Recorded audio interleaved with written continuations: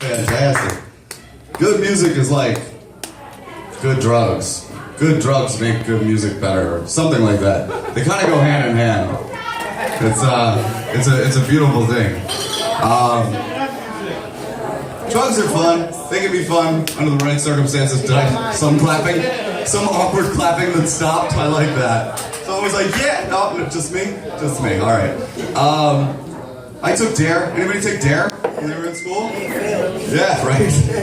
I like won DARE. I didn't know you could win, but like at the end, like I got to go to lunch with like the police sergeant and someone else who later arrested me in life. So that was awkward, but we had things to talk about on the ride.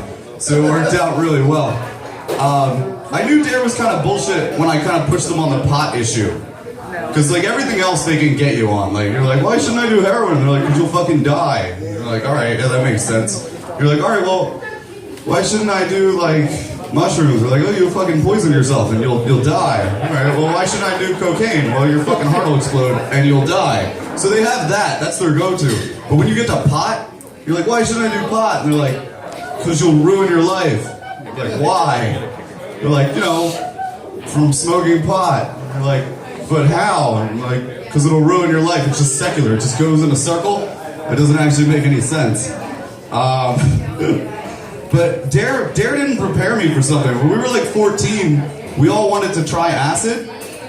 And the only thing that kept me alive today is the fact that when we went to Pep Boys, we couldn't find LSD brand batteries because acid has a branding problem if you're a 14-year-old kid. You might accidentally kill yourself with battery acid. They should really rename that for the kids. Just for the kids. So hey guys, I'm Jonny Rizzo. I host this thing here. Like I said, we're doing it every week. Doing comedy has been a great time for me. I love this thing. It's really cool. I've been doing it long enough now that people actually recognize me sometimes. Not important people, other unimportant people that do comedy recognize me. Like I was down at an open mic the other day, and I did my set, and this other comedian comes up to me and goes, "Hey man, Johnny, I heard you before. It's the first time I saw you perform. You did a great job." And I'm like, "Hey, thanks, I appreciate it." He goes, "I'm actually going up in like about 10 minutes, and I just wanted to ask you something." I'm like, "Yeah, go ahead, ask away." He goes, "Well, do you think it'd be okay if I use the F word?" And I was like, "Yeah, man, I said fuck a bunch of times. It's not a clean mic, you can say fuck." And he goes, No, man, the other F word." And I went, "Well, you know, I guess if you're funny about it or respectful, you know, if you can pull it off, you got the couth to make that work, then you can say the other F word." And he goes, "Cool, man, I really appreciate that. I never really understood when you people get all bent out of shape over that." Now, I wasn't upset that he thought I was gay. I wasn't even upset that he thought I was like the mayor of gay that could hand out passes to who could use slurs. I was still stuck in my first ever you people moment. Like if I was black and gay, I wouldn't know how to be the most offended on that one. It was something. To make it more offensive, when he walked away, he said, "Keep in touch." And see, some of you laughed because you know that keep in touch is the nicest way to say, "Go fuck yourself, I never want to see you again." Like, you never say, like, "Keep in touch, mom," or like, "Keep in touch, babe." You reserve that for people that you have no intention on ever hanging out with ever again. Like the guy that gets fired at 9 a.m. in the office on a Friday, but they go, "You could finish out your day." And you're just avoiding the ever-living shit out of him, and then you're stuck at the elevator at the end of the day, and there he is with his box of sad shit that he collected over the years. And he's like, "Hey man, we're all gonna go out and have a drink." And he says, "We're all," and it's just him. And you're like, "Oh man, I'd love to, but I gotta go put my cat to sleep." But hey, you keep in touch. That guy. I always get stuck in the elevator with that guy. So I see some pretty women in here. Hi, pretty women. Hi. Fuck, you don't say hi back? Alright, whatever. It's not catcalling if I'm on a stage, relax. I believe in gender equality. I believe in equal pay for equal jobs, equal women, the whole deal. I'm a big fan of gender equality. I'm 100% behind it until the minute you tell me that I'm the one that has to kill a spider. And then part of that dies. Because that is some bullshit. Because if I can cook and clean, you can kill spiders. I think that's just fair, and it's okay. Speaking of spiders, the other day I actually hired somebody to hang 3 TVs in my house. They didn't bring it from Best Buy or anything. The TV was directly in front of where I wanted to hang it. It wasn't some big ordeal. It just comes down to the fact that I did not, by any means, want to drill into the walls. And the reason for that is there are 2 things behind walls. There's electricity and spiders. And one of those things will fucking kill you, and the other one is electricity. Which is terrifying. I'm really good at porn. I'm just super good. Wait, I'm sorry. I'm not good at being in porn or anything like that. I'm just really good at watching porn. Like, on a scale of like 1 to Yoda, like I'm at least Han Solo. Ah, that's a thinker. And a little Star Warsy. I'm so good at porn that the other day I got to set my dad up with all of his favorite pornography. Yes, it was as awkward as that silence right there.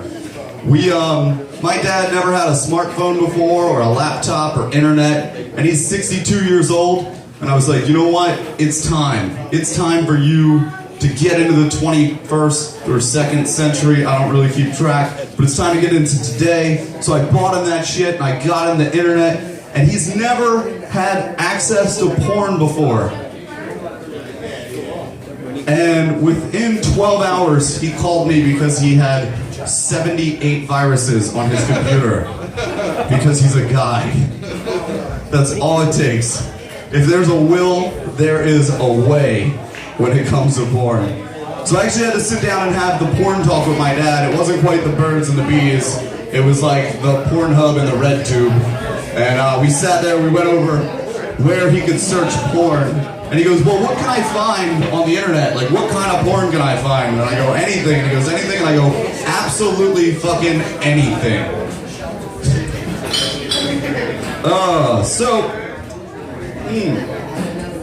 I want to thank everybody that said yes to the Facebook event for this. I do? Yeah, thank you. That was not for me. It wasn't. I know, but I'm going to pretend. That's what I'm going to do there. No, I appreciate it, because when I get a notification for a Facebook event, I immediately assume that it's going to be the worst time ever. You do not need a Facebook event for cool shit. You need a text message that says Coke and strippers. You're good. It's that simple. Nobody sends that in a Facebook event. Ever. Ever, ever. So I got a show coming up at Helium. Any of you guys ever heard of Helium? You never go down the city? Yeah? Hey! Awesome. I'm sorry, I made that sound like I'm cooler than I am. I bought my way into a contest that I'm in at Helium, is what I should have said. It's this Sunday. My name's Mike Brooks. Vote for me. But I'm on this Sunday, and I'm driving back from the shore a couple weeks ago. My girlfriend, beautiful girl, super supportive, my favorite thing on the planet. She knows that I've been slacking in my comedy, and she goes, hey babe, let's run through some comedy together. Maybe we can write some jokes. And I go, all right, babe, well, here's how it works. All you gotta do is give me a couple topics. Just throw some topics at me, and then I'll riff back and forth, and we'll come up with something. So, she thinks for a minute, and she turns to me, and she goes, you know what? Water parks. Aren't water parks a sight to see? I went, well, I suppose they are, babe, but what about water parks? And she goes, well, you know what? No, you can't do water parks because that would be too racist. So, I was confused just like you are. And I was faced with a terrible decision. I had 2 options. I could ask my girlfriend what exactly was racist about water parks and then agree with her and find out that I am secretly racist against water parks. Or she could tell me, and I could completely disagree and find out that my girlfriend is in fact a super racist and can find racism anywhere. So, stuck between that rock and that hard place, I decided to pull the truck over, I opened the door, and I said, hey babe, you keep in touch. And that was that. Alright, you guys ready for your comedians? You ready to have a good time? You ready for a comedy show? Yeah! We have some super talented people up here. Please, please give them your respect and your admiration and your laughs and maybe your money, because I promise you most of them are broke. They are great, fantastic people. If you feel the urge to yell random shit at them, please don't. If you feel the urge to throw things, make it money. If you feel the urge to just be an overall asshole, there is 2 other rooms you could go be an asshole in. So please, some of the people here are actually here to see a comedy show, so if you're not, just hang out in one of the other rooms. I promise it won't last that long. You can come back over here and be a dick anywhere you want to be. But during the show, try to be it on the far sides, alright? So, without further ado, and with such a warm opening, I'm going to bring up the very funny, very talented, and very goddamn handsome Mr. Brendan Murphy, ladies and gentlemen. Put your hands